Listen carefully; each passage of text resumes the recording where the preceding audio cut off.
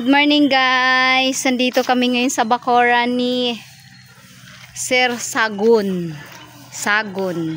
Oh, naglinis sila dito sa bakuran. Ayan oh. Malinis na. Oh, nasana yung baby mo? Oh, may aso na sila. Aso mo yan? May bantay ka pa. Nagagapang siya. Ayan oh, may naglilinis. Linisan habang mamaya pagtagulan na. Marami na damo ito pagdating ng Kaya sabi ko wag pabayaan para hindi mahirap. Para hindi dumami. So, bakit papabayaan niya? Ang hirap na naman.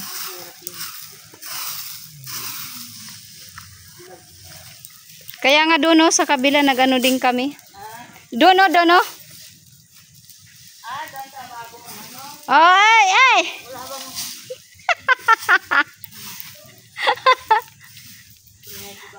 Ayan oh. Ay! Andito pala. Hayaan mo siya bago maligo.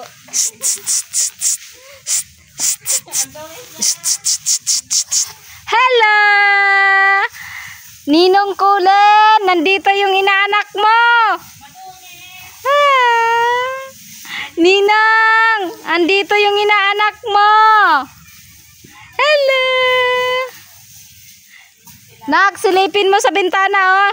Naglalaro. Hello. Ano gawa mo? Ha? Ano gawa mo? Ano ginagawa mo? May anak ka ba babae? Ah, sila lang tatlo. Yan ang panganay mo.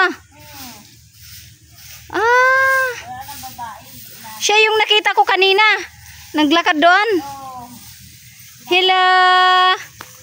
Hoy. Ano ginagawa mo? Ah? Ano ginagawa mo?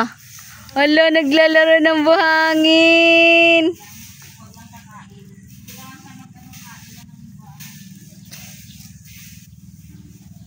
Alo, ang dami na nga oh doon oh. Madamo na sobra doon sa may kabila oh. Alo. Oh, lapit na. Daming puno dito eh. Nguha tayo ng bukot eh. Oo nga. Oh, may bantay pa siya oh. Ayan si Chuchay. Oh.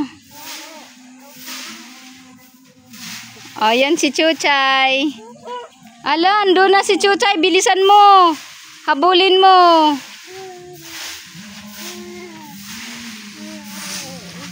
Oh, ang sipag naman ni ate.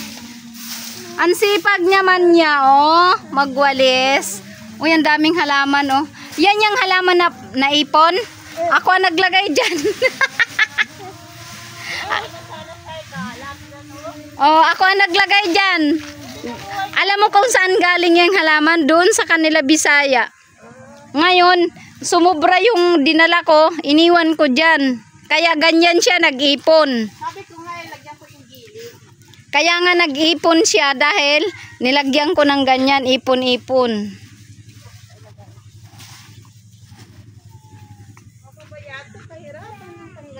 Tama, dami na oh, mataas ng damo.